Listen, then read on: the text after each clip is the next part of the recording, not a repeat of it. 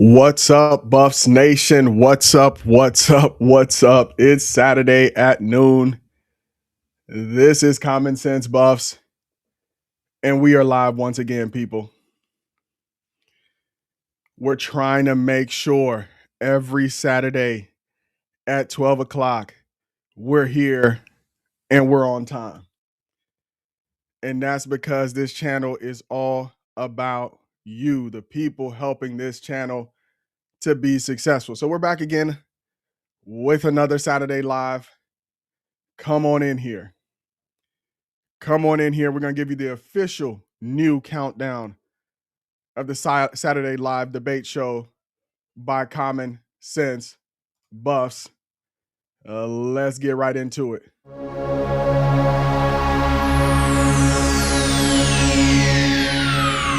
Ladies and gentlemen, may I have your attention, please? The show starts in 10, 9, 8, 7, 6, 5, 4, 3, 2, 1, go. What's up, Buffs Nation? Welcome back to another Saturday Live debate show here on Common Sense Buffs. I hope everybody is doing well today. Whether you're watching live or catching the replay later, I appreciate you spending part of your Saturday talking Colorado football with me. And before we get into today's debate, I want to take a second to say thank you to this community.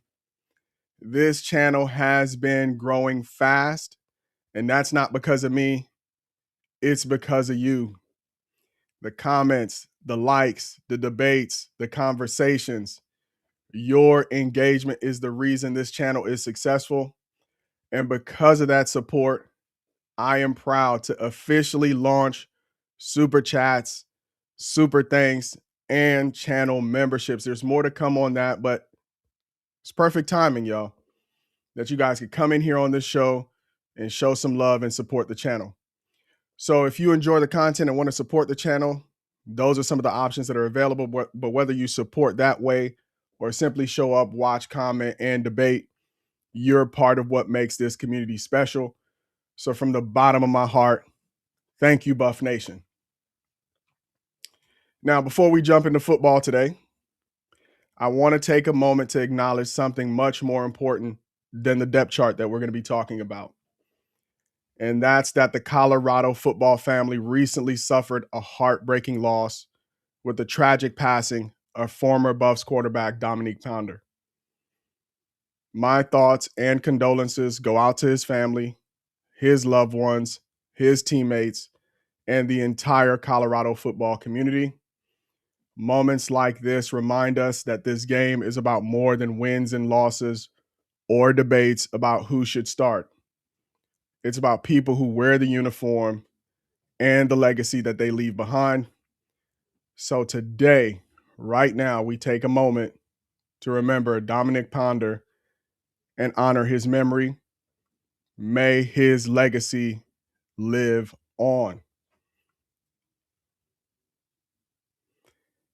Now, with that said, let's get into today's conversation, because earlier this week we dropped the 2 early defensive depth chart video, and based on, I can already tell some of y'all disagree with me, which is good, and that's exactly what today's live show is about. So let's go ahead and get in the comments, see who's already in the house. MB Snook says, let's go Buffs. They playing this year. I love it. Man like Big Facts You, let's go. He also says, few names I like, man like Keith Tunstall. Okay, bro, express yourself. I love it, man. And then Big Fact says, Creed, Boo Carter, Karma. Who's Karma? We'll talk about that. Talib, Santana Hopper, ESPN, Eaglin, RJ Johnson. Oh, he got his whole depth chart in there. And then the freshman show outs, of course. So I appreciate you guys, the early birds who are already on there engaging. Please, this show is all about you. Go ahead and drop your thoughts, your feelings, your opinions in the comments. Today, we're going to go position by position, and you guys are going to help me build this depth chart out live.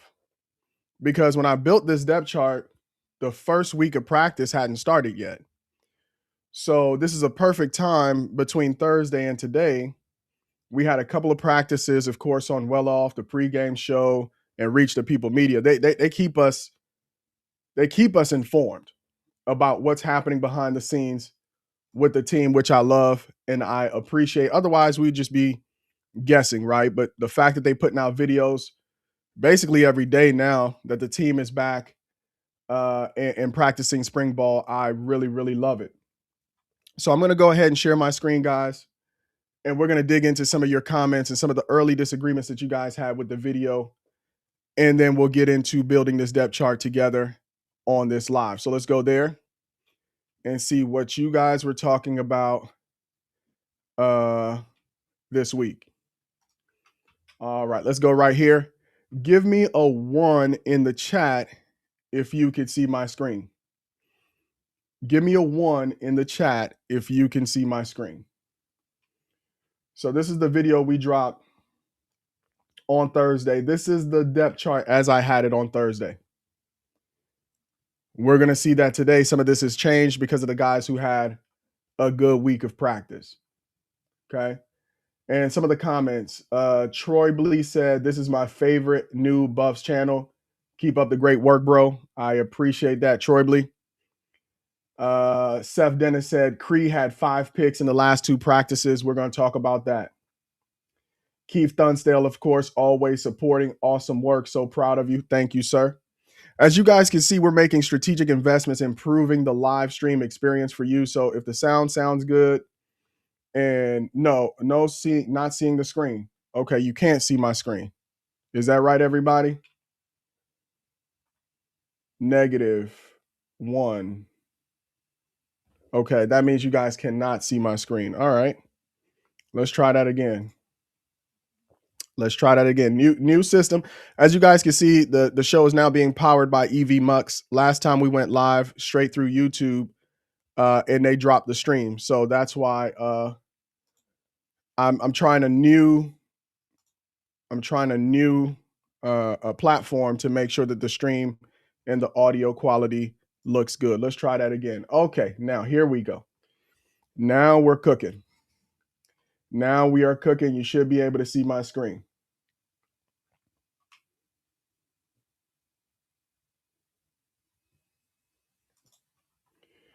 Okay. Now you should be able to see my screen. Please put a 1 in the chat if you can see the screen.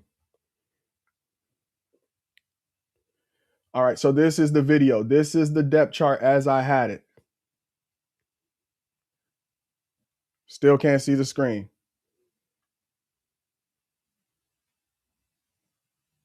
Not yet, bro. Okay. Hold on. We're going to get it right, people.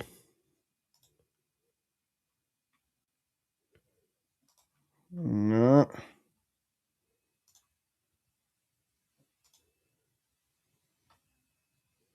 Oh, bruh, I'm tripping. Oh, I'm learning a new system, guys. Forgive me, all right? This is live. This is live TV. Now I'm sharing my screen. Now I'm on split screen. So you should see what I'm sharing. Let me go ahead and make what I'm sharing the focus. So I'll spotlight that. And now you guys should be able to see my screen. Appreciate it, W. Rashid. I love it, man. You've been supporting big time. All right. You know, we're going to call an audible if we need to. And so now we're clear. We're rocking and rolling. Okay, right here. This is the depth chart as I had it on Thursday. Again, like I was saying, this is before the full week of practice. So there are going to be some movement here based on what I saw on film, and I'm sure you guys have some movement as well. And then what I have the benefit of, and as part of the memberships and stuff, I'm going to start posting this stuff in the community chat for members. I'll probably start just posting it for everybody so we could all be engaged. But I'll post this spreadsheet so you guys have something that you could develop your own depth charts as you follow along practices and stuff like that. You can post it in the community chat and we can have a real conversation, right? Because I think oftentimes you guys are in the chat and you have a real idea of the kind of 11 players that you would put out on the field. Um, and I want you guys to be really engaged. So you guys will have this depth chart. You could upload it. You could post it to the community chat and stuff like that. So the channel is evolving and I want to get you guys involved as well. Okay. So here were some of the comments, right, under that particular video. Troy Blee said, "This is my favorite new Buffs channel," so I shouted him out. Seth Dennis says, "Cree had 5 picks in the last 2 practices." That's what he said. We didn't see all 5. I know I saw at least 2, and that's what I stated in the video. Keith Dunsdale, who I believe is in the house, always supporting the work. So I appreciate you, Keith. Will D, he said, "I also believe they should consider the 3-3-5 or 4-3, maybe even the 3-4. So in my research, and I'm still early in researching Chris Marv's defensive philosophy, the good thing is that his base formation is the 4-2-5. And you guys have to remember, they recruited that room in order to play a 4-2-5 defense, right? Because personnel, scheme, you have to have the right personnel to run the scheme. I think some of the issues that we had last year is maybe Rob Livingston did not have the right personnel to run his scheme, and that was evident, right? There were teams that really were able to take advantage of the fact that our personnel really couldn't play that scheme. Namely, we couldn't stop the run with 6 people. Okay. And we really didn't have that true safety in the box that could come down on, early downs and really help stop the run. I think this year, what was recruited was to be able to stop the run with 6 in the box or bring a safety down, disguise them, and that safety has the ability to be that third linebacker in the box. So on a base formation basis, Chris Marv and Rob Livingston are aligned. But one of the wrinkles that he does throw in there on his defense is that he plays 3-3-5. We're going to talk about 3-3-5 personnel and whether or not we have the personnel to play 3-3-5. And then the consideration here is maybe going to 4-3. That is always a possibility. And I think we have 3 linebackers to be able to pull this off. The thing with 4-3 is, can your linebackers cover in space? Because now you're going to be playing a lot of zone with your linebackers in 4-3. Can they sink back? Can they read the quarterback's eyes? And can they react and make a play? So can they come downhill when the ball is thrown in the flat, coming out of their zone and making the play in short tackle? So a lot of interesting things there scheme-wise. But one of the things I like about Chris Marv is he's looking at what works. And we'll talk a little bit about that and what I saw on the Friday practice of how he evolved his personnel and formations throughout practice into 2-minute drill and was able to get a stop during 2-minute drill. Okay. Donta Hurd 797 says they should run a 4-3. So we got a lot of fans of the 4-3. Move Bukar to the safety spot and get one more elite linebacker. I think at this point, they believe they probably have the linebackers that they need. So, for example, Gideon Lampron, Leona Lafau, and Tyler Martinez would probably be those 3 linebackers for them if they did move to a 4-3. Preston Ashley and B. Edwards, freshmen, but dogs. Big facts. I'm glad that you picked up on Braylon Edwards. I'll be talking about him a little bit. He really jumped off of film on that Friday practice. So I appreciate you being tapped into what Braylon Edwards is out there doing in practice. And so there were a lot of great comments, man. And people really liking Cree. People saying do not sleep on Yamil Talib. And that's one of the kind of the guys that I'm going to move around on the depth chart because some of the work that he put in during this practice. All right, guys. So I just wanted to go ahead and share the comments and some of the engagement that you guys are doing. The more that you do this, the more insight that I have into how you guys are feeling about the content. So I appreciate you. Zulus. Okay, let me go to the comments real quick. He says, too much drama TV. Welcome to the chat. He says, was it me or does the D line look undersized? Yeah, they did look undersized to me.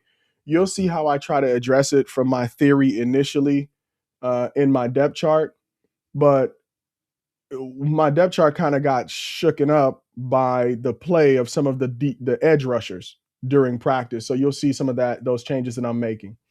Coach Marv's coaching and energy makes it seem like Coach Livingston wasn't working, no energy. Hey, everybody has their own style. And Chris Marv has a very unique style.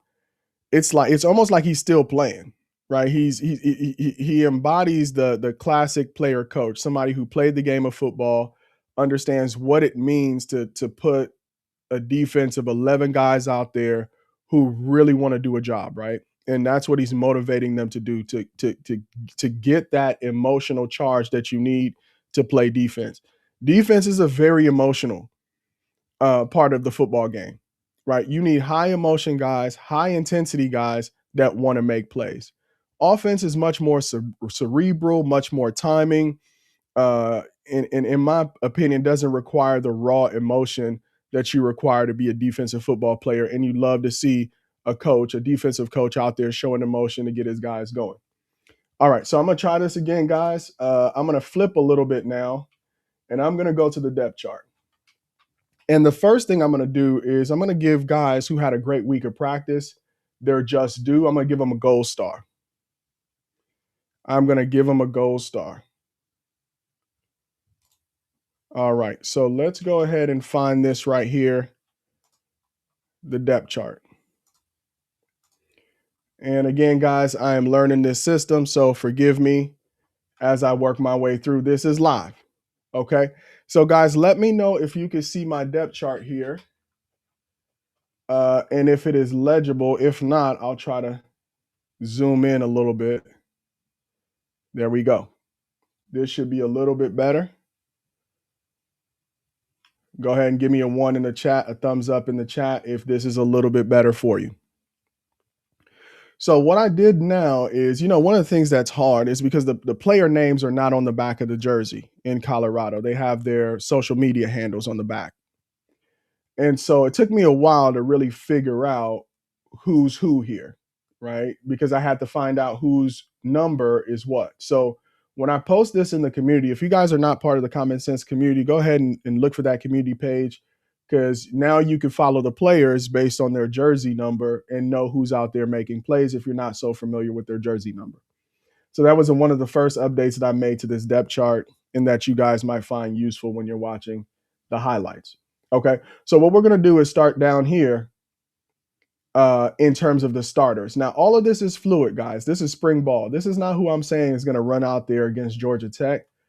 This is just what I'm seeing based on their skill set, based on the defense that Coach Marv is likely to run, and who's out there really having a great week of practice. Across the defensive line, in terms of the guys who I had starting, my theory initially last week was what we don't have in size in terms of defensive tackles, I'm going to put that size to the outside. So in terms of the edge rushers, the guys who just jump off the paper in terms of size are Toby Anene and Vili Tafua.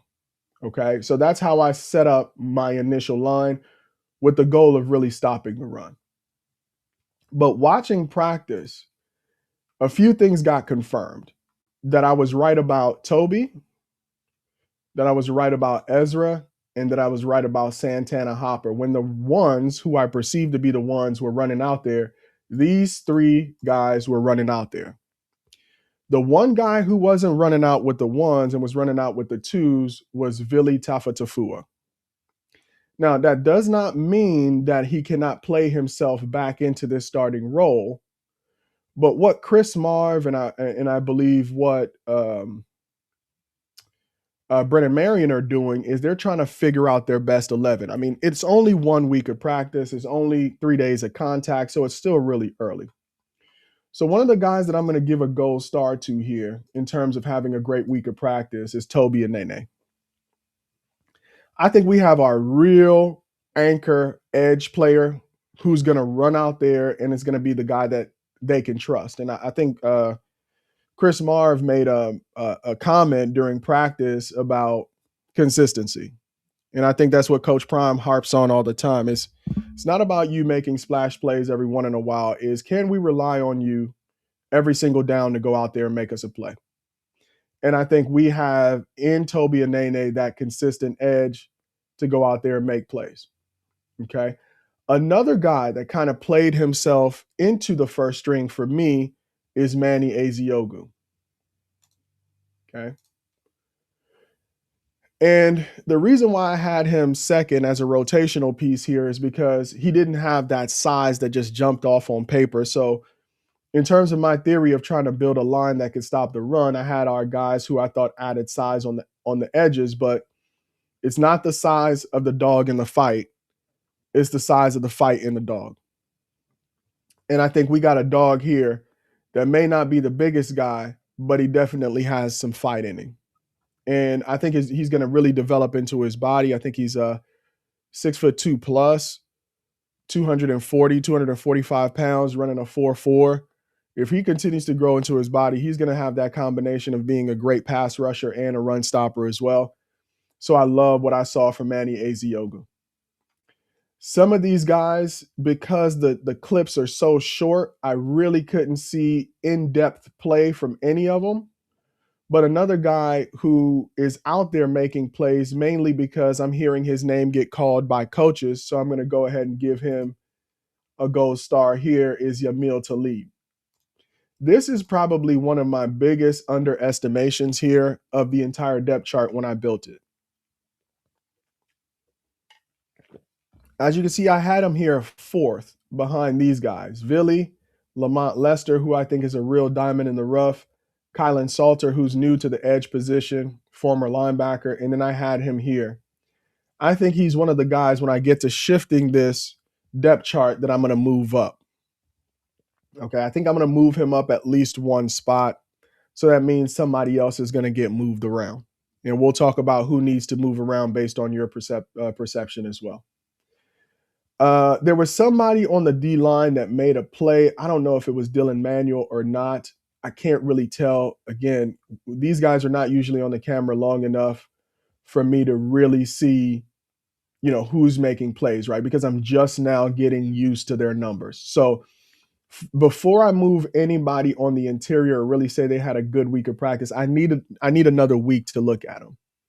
So in terms of interior defensive linemen, I'm not going to give out any gold stars from what I saw. Most of the work that I saw was on the edges. Okay.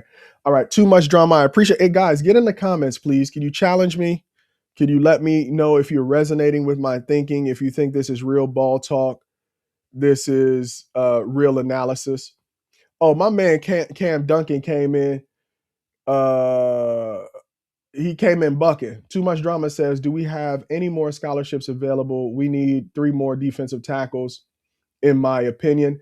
I think Prime said there are about 104 players on the team. I don't know if all of those guys have scholarships. Obviously, there are some walk-ons. Cam Duncan came off licking off shots. He says, dude, we have players still coming in the summer. Relax. Yeah, it's good to kind of see what you already have. Hopefully, we can add some size here to the interior, or these guys could really make that less of a need by making more plays, right? Because you'd love to see kind of Dylan Manuel really develop into a run-stopping defensive tackle. Quincy Wiggins on the interior, is he really going to be the guy to be that rotational piece behind Santana Hopper to not only stop the run, but have enough moves on the interior to, like Coach Sapp used to say, trample the run on the way to the quarterback. So that's going to be interesting. Big Facts U says Balansama Kamara did good. Again, like I said, I just need more time on film. And because I'm doing this show, I can't really watch the well-off and those videos just straight through. I'm like constantly stopping. I'm trying to see, okay, who made that play? Who's getting that block on the outside? And that's how I'm determining how to give these out. Hopefully over time, the more I do it, I'll get better and I'll be able to identify more people for their play. Okay, so really love what I see from the edges. And this is just what jumped out at me. This is an easy one, I think. Boo Carter, right? I think he is who we thought he was, right? Quoting Denny Green, They are who we thought they were. And he's proving that on the defensive side of the ball. I mean, he makes plays, and not only does he make plays, he makes making plays look easy. And that's what I meant by, and I was on Say No More in his live stream. If you're not tapped in with Say No More, great Colorado channel. He's getting the community really involved by doing a live call-in show. I think most days it's at 6:30, or sometimes it's later at 9:30. But I was telling him, man, you could look at Boo Carter and how he plays and how he moves and knows he's a football player. I think we got a real one here. He's going to give the Big 12 a lot of problems, both on defense and possibly on offense as well. Preston Ashley, he's highly touted, but from what I saw on film, I can't really give him a gold star right now. I think he's hustling. I think he's figuring it out. I think he plays with a lot of heart. He plays with a lot of persistence. But at this level, I think he's still finding his way. All right, let's see what we got going on in the chat. So Cam Duncan is the official team mascot. He knows everything, Buffs. I digress. Zulus says, I think Wiggins is too high up on the depth chart. Well, that's where he's playing right now, even in the rotation. So I'm not quite ready to move him right now to anywhere lower on the depth chart. We'll see. The next time I'm going to do a defensive review is going to be 2 weeks from now. So I'll have 2 weeks of film. And I think in about 2 weeks, I'll have a much better sense of what that defensive depth chart is really going to look like. But what's coming next Saturday? So next Thursday, I'm going to do the updated offensive depth chart with guys who are on the IR, guys who are really jumping out on offense, and who my new starters are. So that's going to be all of next week. And then we'll come back and do defense in 2 weeks. So we might have some changes here. Cam Duncan says, did you not hear Prime? He literally said we still have more players coming in the summer. He said that weeks ago. Too much drama during this interview on pregame show. All right. This is Wiggins' last season. He don't have a choice but to make it happen at defensive tackle. Yeah. It is definitely the show me season for Quincy Wiggins. Okay. Chef Solomon needs to put more weight on Wiggins. Yeah, if he's going to play on the inside, you need strength and you need size. But we'll see how things progress with him.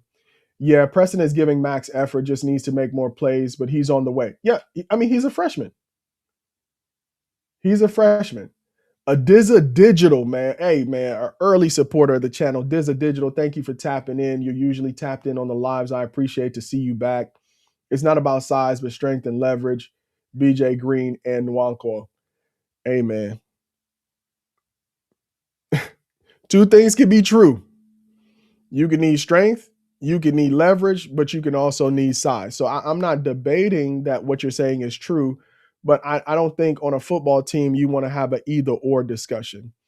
I either want strength and leverage or I want size. I'm a both and, right? I would love to see strength, leverage, and size, and I know that's rare, right? Which is what makes you an elite player at defensive tackle. So hopefully these guys could either develop into their full potential and be those elite players, or we could recruit guys who we're not having to trade one for the other, if that makes sense.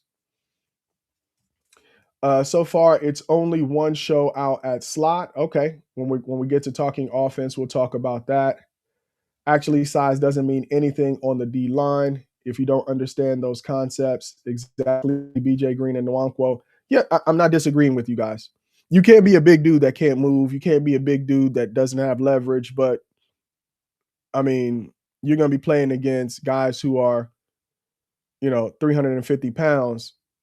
And if you're 290, yeah, you could be strong. But a lot of those guys are going to be able to lean on you all game. The issue is not about you being able to make one or two plays throughout the game. Is can you endure those offensive linemen leaning on you for 4 quarters? Okay. Boo is also rotation at safety and offense. Ain't no more players coming that's going to make a difference at this point. This is our team. Donovan 5, it's great to see you up in here, man. You repping heavy. I see you active out here in these YouTube streets. Okay, let me keep going. I'm going to come back to the chat. I love how engaged you guys are. Continue to engage with one another. I'm going to come back and check on the chat here in a second. So in terms of these backups here at nickel, I'm not really going to give anybody a gold star. I'm not just handing them out just cuz, right? If I see you make one play, no. You have to be making plays consistently.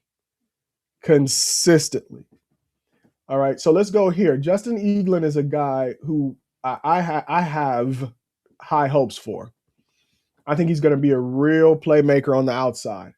However, I don't think he came out and really consistently made the plays that the next player I'm going to talk about actually made. And that's none other than Creed Thomas. So when I did this depth chart, I had him behind RJ Johnson. And I think a lot of people came, after the first couple of practices and say, no, no, no, no, no, no. You need to flip Creed and RJ. But I actually, a little bit later on in the live stream, am going to be flipping Creed with somebody else. And you guys are going to have to tell me whether you disagree or agree. Okay. So at the corner spot, the guy who I've been most impressed with, there are two guys actually, but this guy's the first one I'm talking about, is Creed Thomas. And there's something about playing on a winning football team that really shows up in practice for some of these players. You can see some of that Tennessee on Boo Carter, right? Elite program that recruits elite players. And you could definitely see some of that Notre Dame on Creed Thomas. He is not wasting any time making plays because he understands in order to get on the field, you can't be average. You have to be above average. You have to stand out. And the guys who I'm giving these gold stars to are actually standing out. They're head and shoulders, or demonstrating that they can be head and shoulders above other guys in that room. Another guy that I have right here is Mojo Williams. And I think he's definitely going to make some moves on this depth chart today when we start moving guys around. He is the freshman out of Louisiana, and he can cover. He can cover. He can cover. And in terms of potential Coach Prime proteges that he's getting very, very early, but that already comes with a good foundational skill set and desire to be a great corner, Mojo Williams is one of the guys that I'm watching out for. And the way that I see Coach Marv using cornerbacks is pretty interesting because Coach Marv plays a very aggressive defense. He loves to bring pressure. And he loves to bring pressure with a lot of different guys. So I saw him blitz Eaglin. I saw him blitz Preston Ashley. I saw him blitz Boo Carter. And I definitely, 2 practices in a row, saw him blitz Mojo Williams. One of the things I'll be looking out for is our cornerbacks and how they're involved in bringing pressure, right? Traditionally, you look for your pressure from your front 7. But I think Coach Marv is mixing up coverages, particularly with these quarterbacks who are learning the go-go offense for the first time. And he's bringing pressure from a lot of different places on the field. And to have a freshman out there not only doing very, very well in coverage, but also being confident in him to bring him on the blitz and knowing that he's going to get to the quarterback has spoken volumes about Mojo Williams. Okay. So those are the 2 guys that I'm actually going to give the gold stars to in the cornerback room. Now, this guy right here, I had him as a DB, but he's an athlete. I got to move him to offense because I've been seeing Alex Ward, number 32, work as a wide receiver in a white jersey. So I'm going to put a green here on him because I got to move him to the offensive depth chart. Okay. All right. So let me get back to the chat real quick. Has Mojo been shown on videos yet? This is from Donovan. Yes, he's number 25. If you go back and rewatch the Friday video of the live practice, you'll see him out there making plays. Too Much Drama says, what worries me are the early injuries. Last year, we led the NCAA with players with clubs on their hand. Yeah, we have some early injuries. I haven't seen that so much on the defensive side of the ball. What you guys will notice here on my depth chart, like if I know that a guy is injured, I'll put an IR next to his name and number. So that's why Ben Finiseth is here in the depth chart, and I have an IR next to him. So in the community page, as you guys learn about injuries and stuff, you guys can actually help me out because I can't gather all this data on my own, right? But if you guys come across information, post it on the community page. I'll pick it up and I'll integrate it into the content. If you haven't hit that like button, please hit that like button. If you haven't subscribed to the channel, please subscribe to the channel and please share this out so we can get this out to more people who enjoy content like this. Mojo has to be better than E. Floyd first. Okay, I think he's playing his way into it. Dizzy Digital says, I played defensive tackle O-line at 5'10", 250. I used to love playing taller players because I was strong, quick off the ball, and no way they were going to get leverage on me. No, I completely understand that. I'm not disagreeing, but I don't know if you had an ideal kind of measurable, but the NFL and college football have ideal measurables, right? Guys who are going to go early first round in the NFL, there are certain measurables that they like to see. Yes, anything can be done, but when you're recruiting a championship team, there's a look that goes with certain positions. Not only the size, the strength, the leverage, the technique, but you need a combination of everything. That's ideal. You can't always get it, but that's ideal. Okay. Hey, Coach Dre, what's up, my brother? I appreciate you tapping in. Real legend, a guy whose opinion I really value. So, Coach Dre, welcome to the chat. That's just for the spring because we have injuries at wide receiver. It seems like we have some major injuries too. There are guys who are not competing right now. And, you need all the reps that you can get, guys. This is football. You need reps for yourself to make sure that you're in good football condition. But you also need reps at wide receiver because you need to build chemistry with your quarterback. So having guys be out for the spring, although it's not the end of the world, you still want to see those guys get those reps so they can get familiar with their quarterback and vice versa. Big Facts U says the next Travis Hunter is Alex Ward. Oh, I thought it was Boo Carter. Okay, it could be, right? Maybe we get a Boo Carter, Alex Ward back-to-back, gray jerseys. He said he wanted both sides. I see him redshirt freshman year, then sophomore year take off. Okay. All right. I love it. Boyd, free safety. Okay, so we need to flip Boyd and Edwards to strong safety. I could see that. Right. And but I think that's the versatility we might have in our safety room. And I think guys are going to try to find a home, whether at strong safety or free safety. But we'll talk a little bit about Edwards as we move through this chart. Hey, bro, I need your email. I'll send the song as soon as I get it. Okay. Yo, I reached out to Sean Rayford, man. He was an early subscriber to the channel.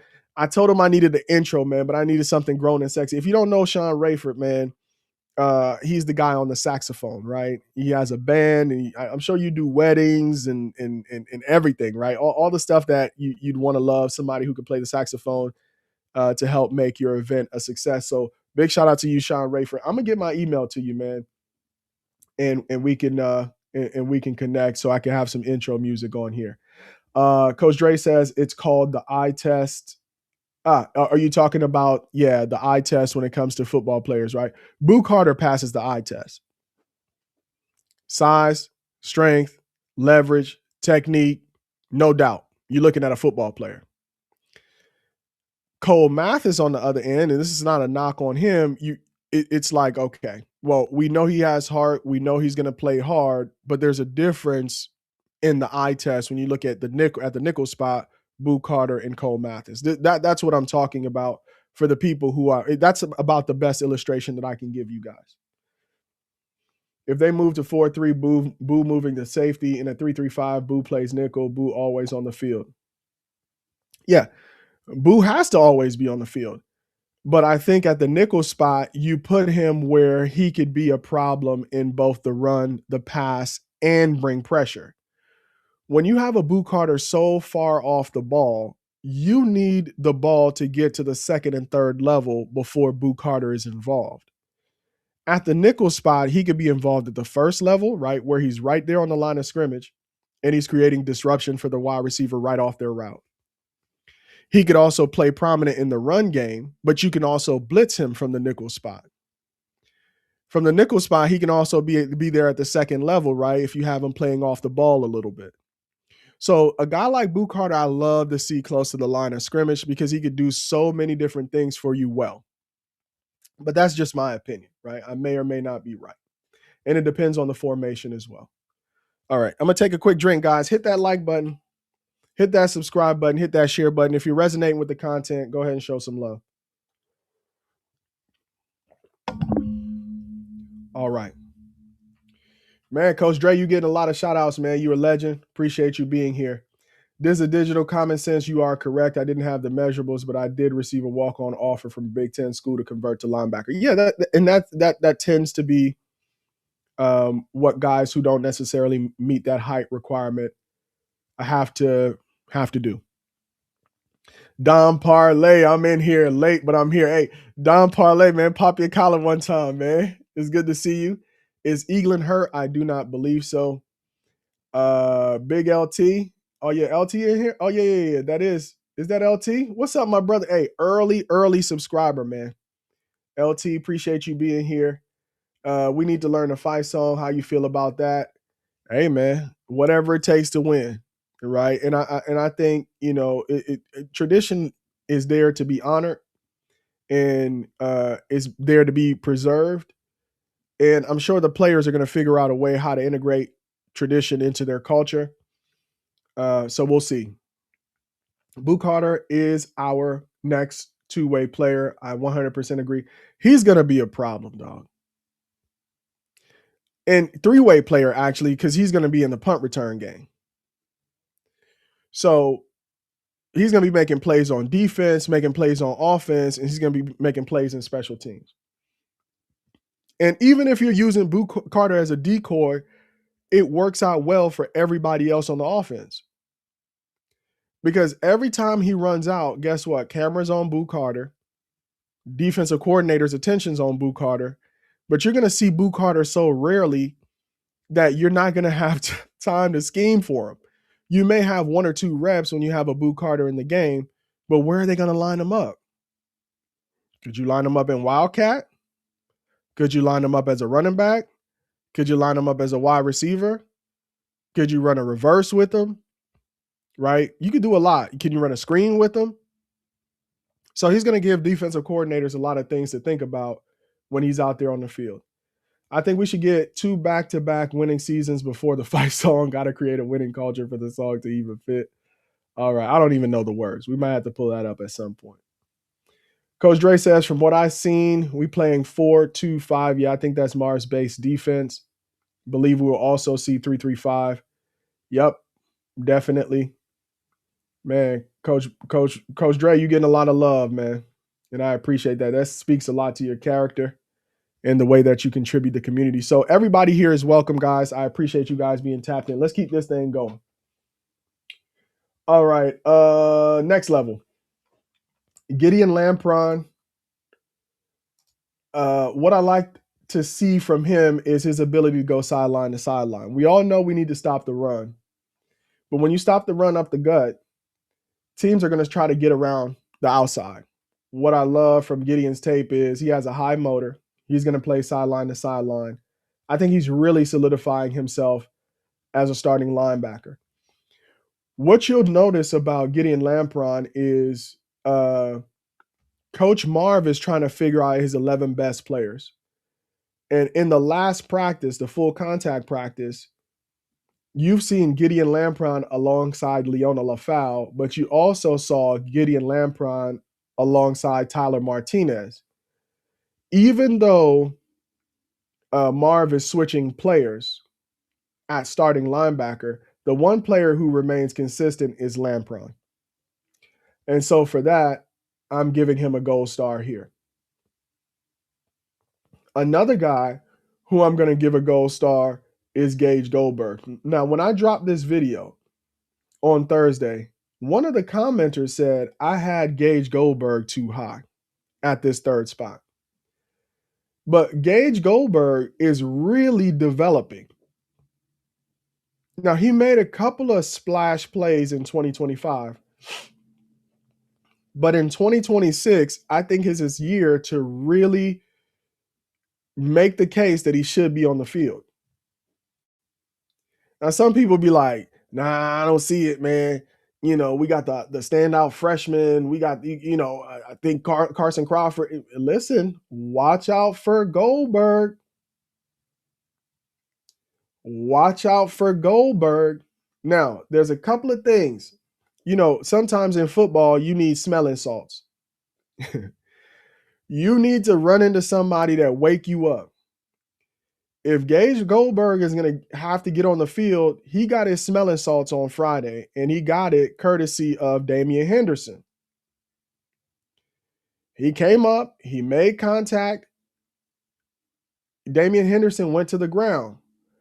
But Gage, if you're going to get out there in the Big 12 and go head-to-head with some of these running backs that you're going to run into, you're going to need to bring your lunch pail, and you're going to need to strap up your chin strap. Okay? But I'm going to go ahead and give Gage Goldberg a gold star for the way that he played. I really haven't seen much in terms of the highlights right now from 51, Carson Crawford, 50, Rodney Colton, and Kobe Johnson. I think I have.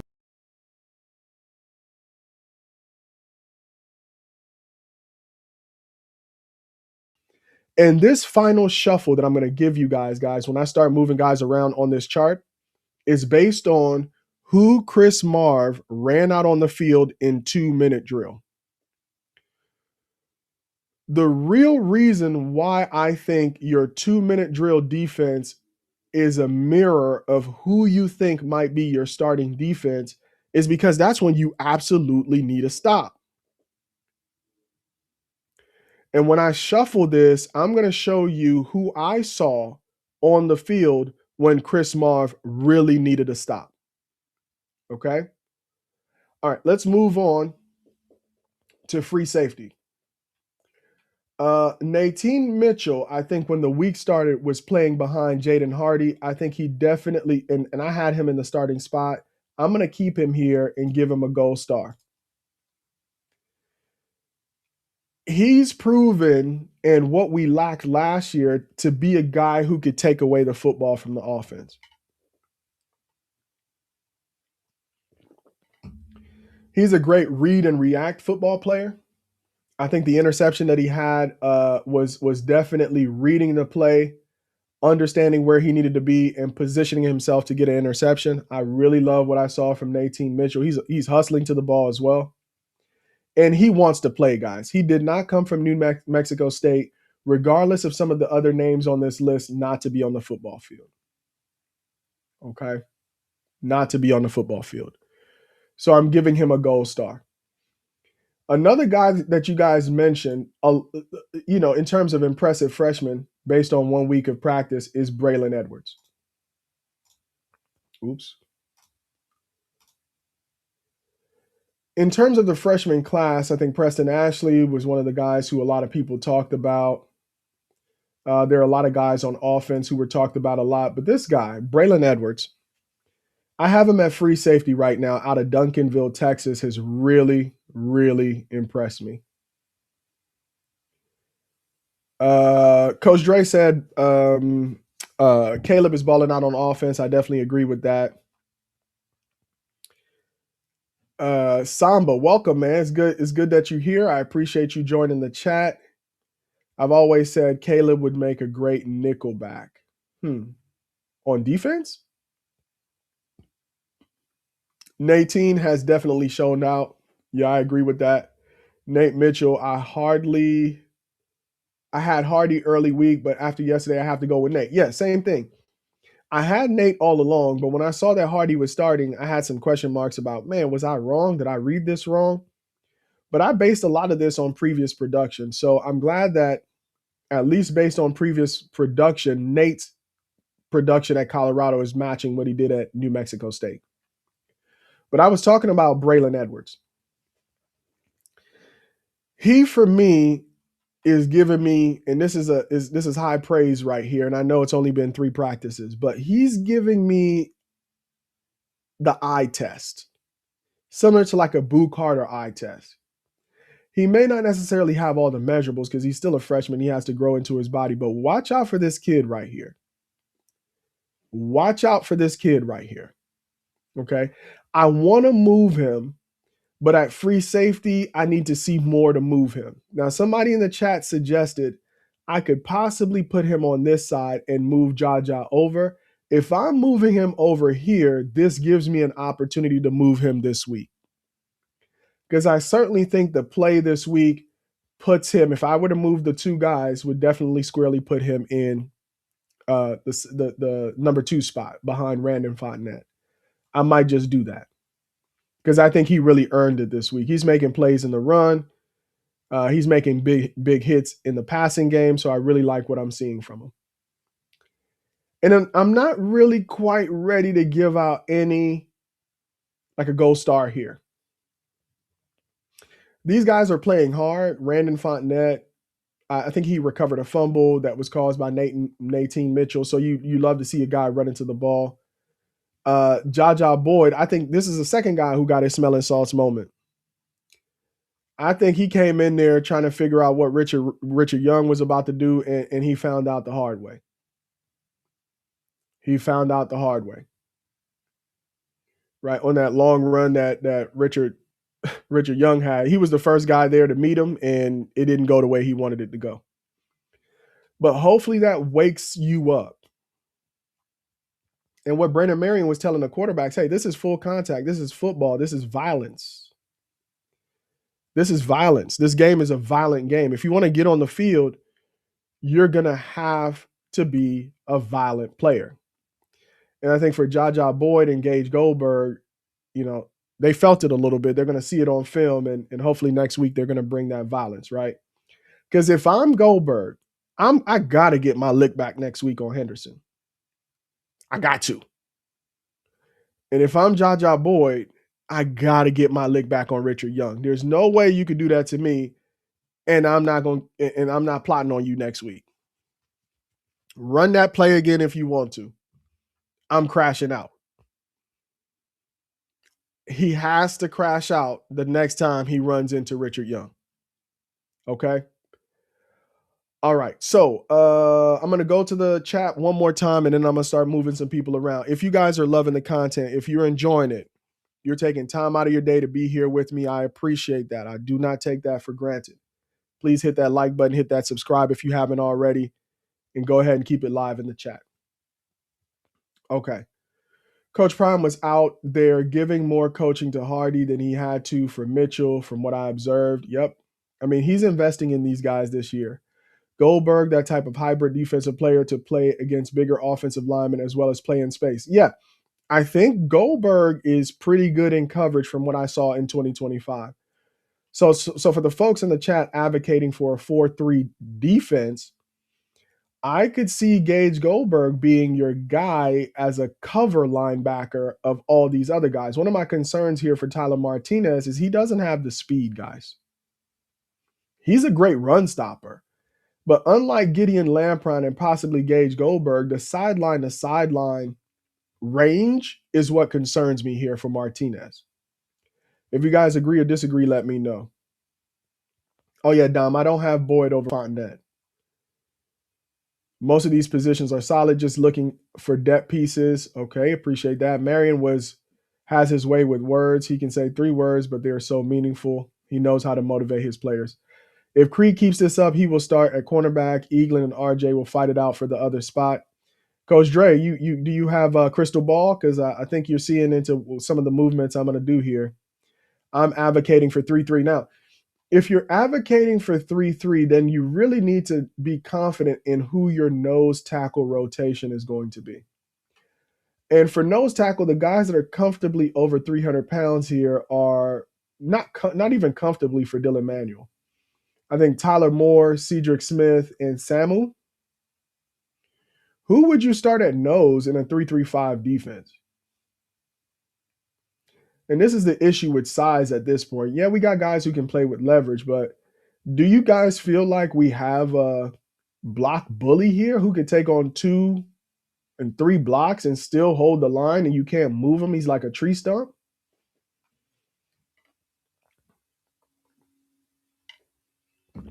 Let me know who you'll put in the nose and you could get a center and a guard on him and he won't move.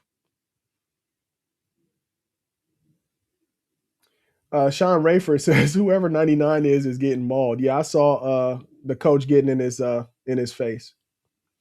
You think Hopper can't be moved in the middle?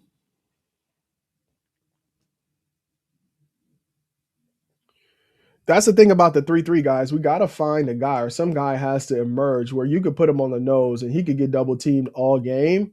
He could be like I said, like a block bully. I don't know. I don't know if we have that guy right now. That's my only concern with running a 3-3-5. But if you guys have somebody in mind you think that could play that position, let me know in the comments. All right. All right. So now it's time to move guys around. Big Oos. All right. I want to see Big Oos develop. I haven't really seen him. I don't know if he's on IR or not. I haven't really seen him. Have you seen 88 guys out there? RMJ Media, welcome to the chat. He said, put Chauncey Gooden at nose guard. Man, I can't wait to talk about my resorted offensive depth chart. That's coming next Saturday. We're going to drop the video on it on Thursday. We'll come back on Saturday to debate. Appreciate you being in here, RMJ Media. All right, so let's move these guys around. I think this is where you guys might start to beef with me a little bit. But like I mentioned already, I'm going to post this spreadsheet in the community chat so you guys can have this spreadsheet so you can work it alongside me and you can update it in real time as you want to. All right. First movement here. I'm going to take Villy out of here. And I'm going to move Manny into a starting role. I think he played himself into this role, guys. Okay. So for me, my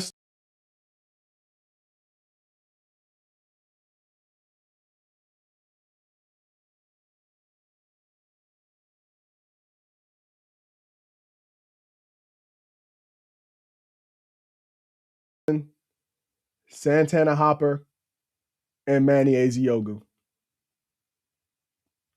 And I think these are the sides of the defense they're going to still play on too. Because when they lined up in 2-minute drill, I think Toby was on the left side, Manny was on the right side, Santana was here, and Ezra was here.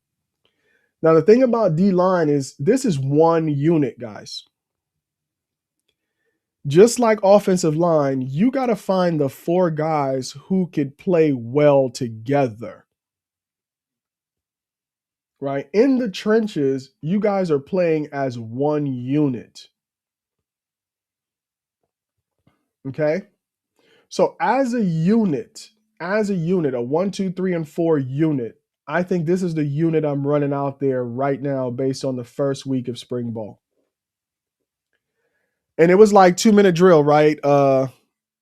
Coach Marv had to decide, if I need to send 4 guys out there, who do I believe can get this stop? And those are the 4 guys he sent out there. That's why they are my 4. Right. And he has, and I think Coach Marv turned into Forrest Whitaker, right? He was like, I need the power of the Black Panther.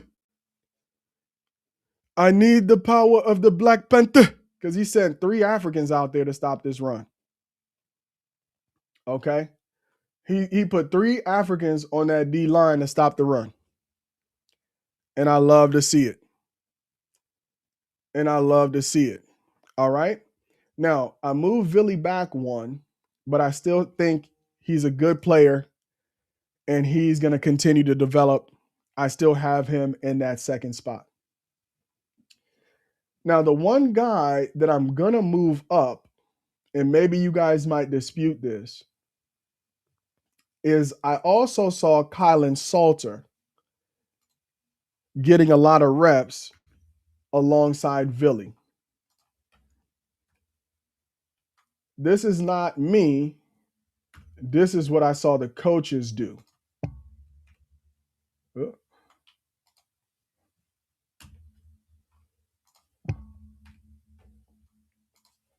This is the current rotation at edge right now. Okay. So Coach Dre, I got Lester Jr. at one of those DNs. I had him at the number 2 spot. But again, we have limited film, and from what I've seen in terms of who the coaches are running out there, this is what I'm seeing. Okay. That might change in 2 weeks, but this is kind of what I'm seeing.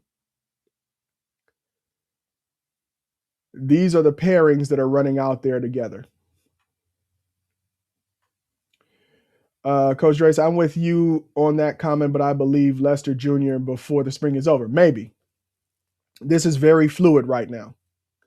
And we still have Cedric and Tyler Moore for more depth. Okay, that's on the D line. I just thought of a series. How would you grade each position group individually in the prime era? How does Gideon compare to Bentley? Oh, I love it. I love it. We're going to get into that. We got a lot of rush edge guys. Yep, we do. And then here's where I think maybe I'm going to create some controversy. And this is just based on guys that I've seen on film making plays. I'm going to move Balansama out. And I think Talib has played himself into a role opposite Lamont Lester right now. This could change, but I'm going to need to see it on film. Okay. I haven't seen enough on film right now to move anybody on the interior. So this is kind of my reshuffled defensive front. First, guys running out there. Second set of guys running out there. Third set of guys running out there. And then the fourth set running out there. Okay. This is how I have it right now after 1 week of practice. Like I said, guys, this is going to change. But I feel pretty good about this front four.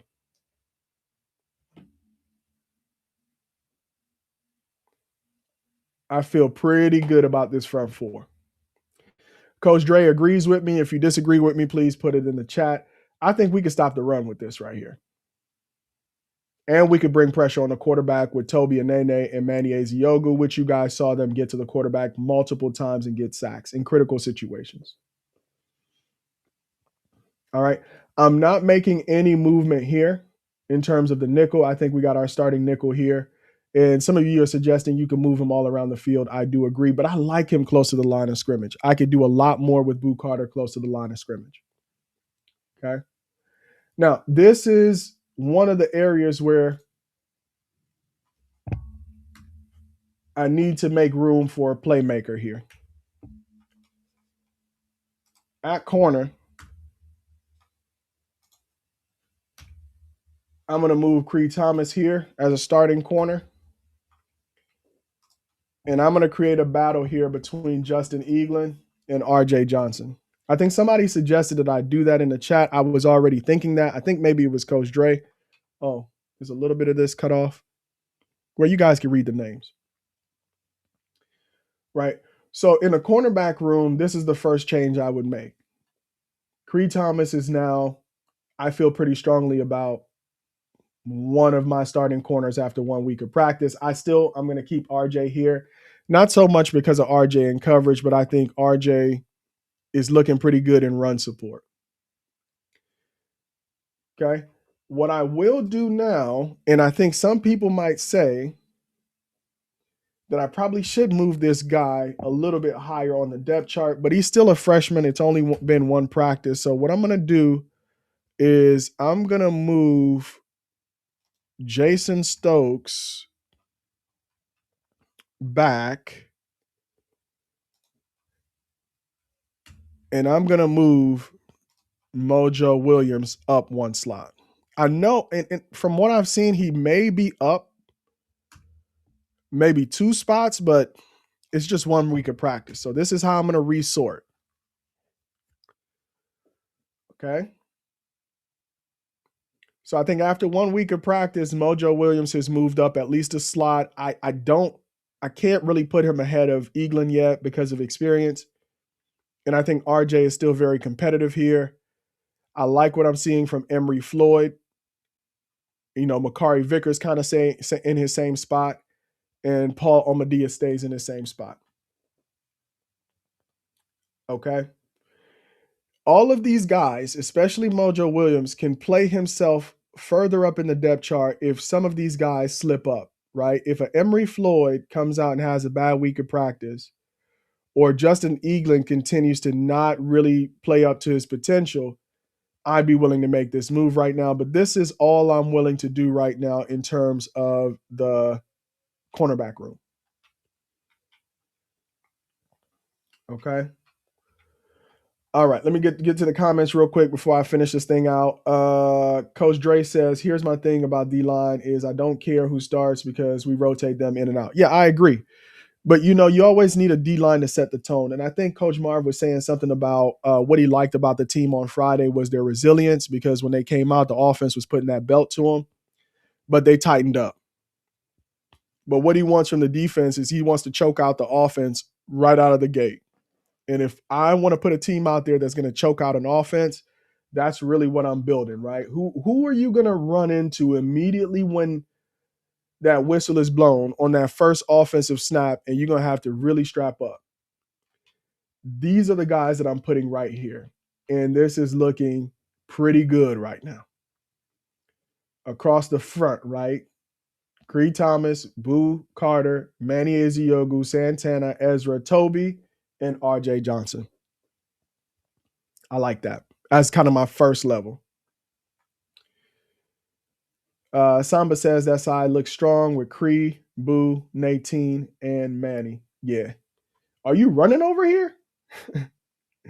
If you're an offensive coordinator, are you calling run to this side of the ball? Or are you calling run to this side of the ball? Because now you're going to have to run into Toby, RJ, Randon Fontenette, and Gideon Lampron. Where are you going to run to? Right? I got Mo behind Cree and Stokes as well on that side. So you would resort it with Cree, Mojo Williams, and Stokes, and then move Emery Flood and Makari Vickers behind Justin Eaglin.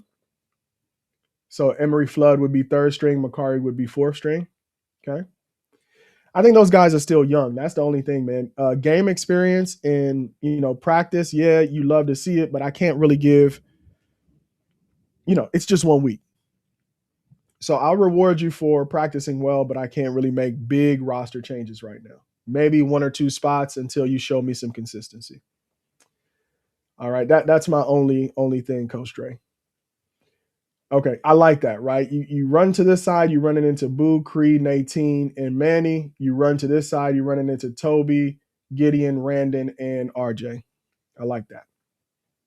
Okay. All right, now let's go to linebackers. I'm going to make this change right here only because of the pairing that I saw on the field during 2-minute drill. Right now, Chris Marv is testing out this combination of Tyler Martinez and Gideon Lampron, and he's testing out this combination of Leona LaFau and Gage Goldberg.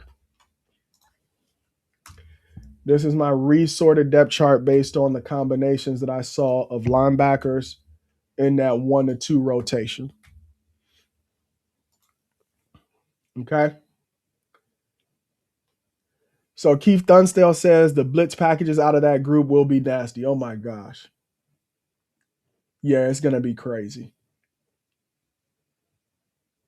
The options that you have, right, of bringing a corner blitz with Creed Thomas, you dropping Boo back into coverage,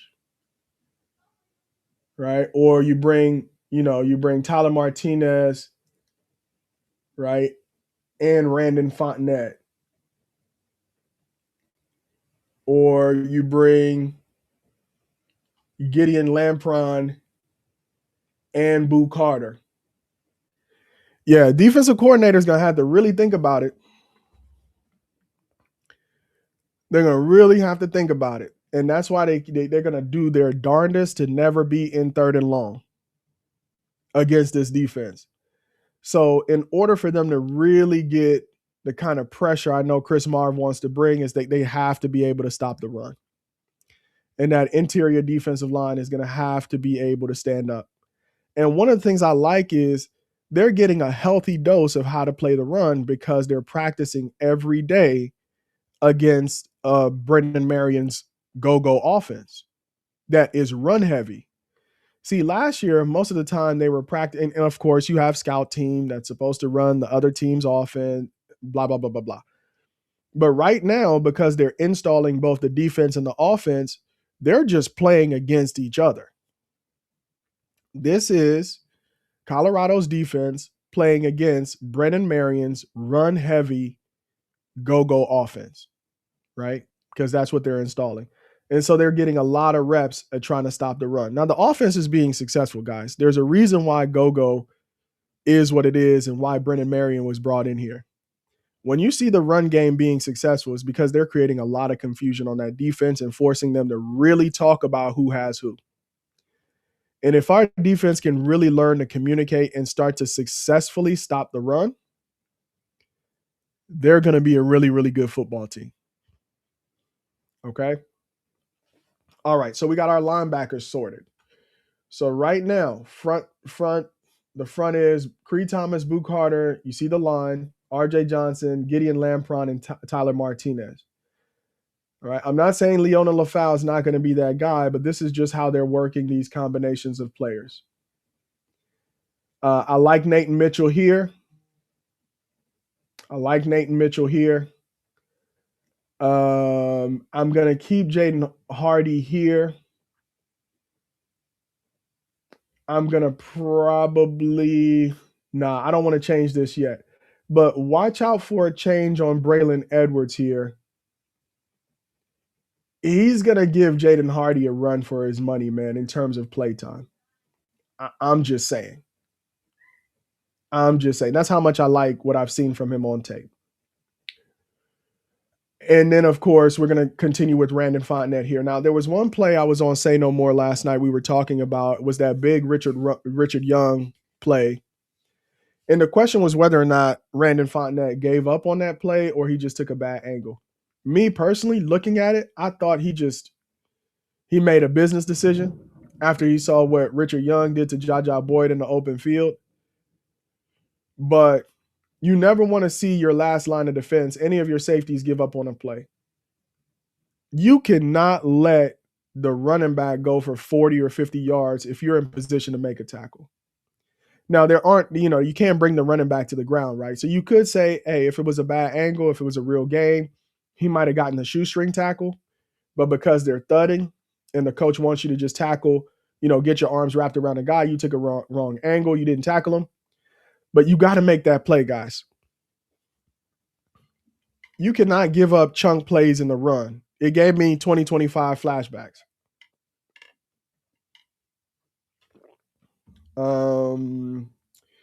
They won't be surprised by the option like the last 2 years. Yeah, they're gonna be used to playing the option, and they're gonna need to be prepared for the option when they play Georgia Tech.